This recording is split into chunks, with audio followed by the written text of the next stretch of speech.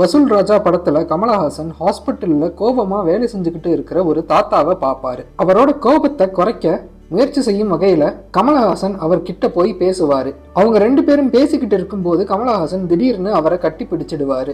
கமலஹாசன் கட்டி பிடிச்சதுக்கு அப்புறம் அந்த தாத்தாவோட கேரக்டர் முழுசா மாறிடும். அதுக்கப்புறம் அவரு கோவப்படாம மத்தவங்க கிட்ட அமைதியா பேசுவாரு. இது அறிவியல் ரீதியா சாத்தியம்னு சொன்னா நீங்க நம்புவீங்களா? தொடுதல் மூலமாகவும் கட்டிப்பிடித்தல் மூலமாகவும் உங்களோட உடல் ஆரோக்கியமும் மன ஆரோக்கியமும் அதிகரிக்கும்னு உங்களுக்கு தெரியுமா?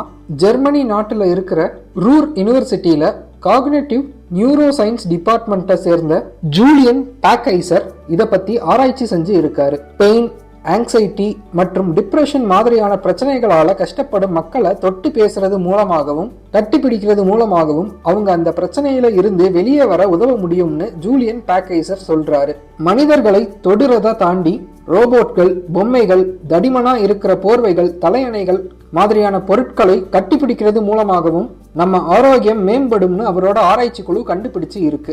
இதே மாதிரி வெர்ஜினியா அஃபெக்டிவ் நியூரோ சயின்ஸ் லேபரட்டரியோட டைரக்டர் மற்றும் கிளினிக்கல் சைக்காலஜி பேராசிரியர் ஜிம் கான் பெண்களை வச்சு செஞ்ச ஆராய்ச்சியில பெண்களோட கணவர்கள் அவங்க கையை பிடிக்கும் போது அந்த பெண்களின் மூளையில அச்சம், பாதுகாப்பின்மை மாதிரியான உணர்வுகளை ஏற்படுத்தக்கூடிய பகுதியோட செயல்பாடு கம்மி ஆகுறத கண்டுபிடிச்சு இருக்காரு.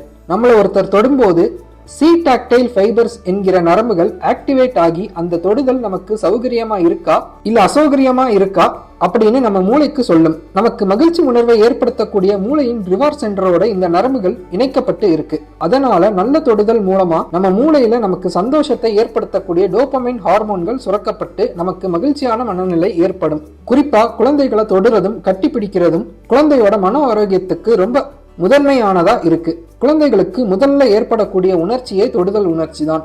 ஒரு அம்மா தன்னோட குழந்தையை கட்டி பிடிக்கும் போது அந்த குழந்தைக்கு பாதுகாப்பு உணர்ச்சி கிடைக்கும். இது குழந்தை மற்றும் தாய்க்கு நடுவுல இருக்கக்கூடிய பாச பிணைப்புக்கு அடித்தளமா இருக்கும்.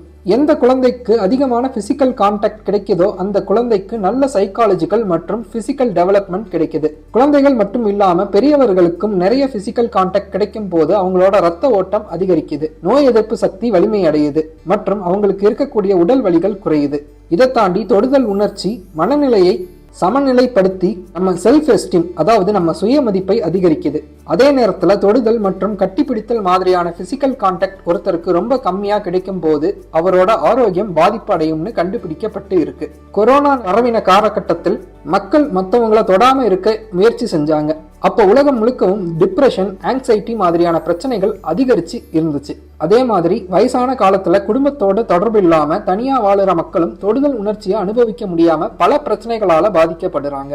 எனவே அடுத்த வாட்டி நீங்க ஒரு புதிய மனிதரை பார்க்கும் போது கை குலுக்க சங்கடப்படாதீங்க மற்றும் உங்களுக்கு தெரிஞ்ச நபரை பார்க்கும் போது தயங்காம கட்டி பிடிச்சு பேசுங்க.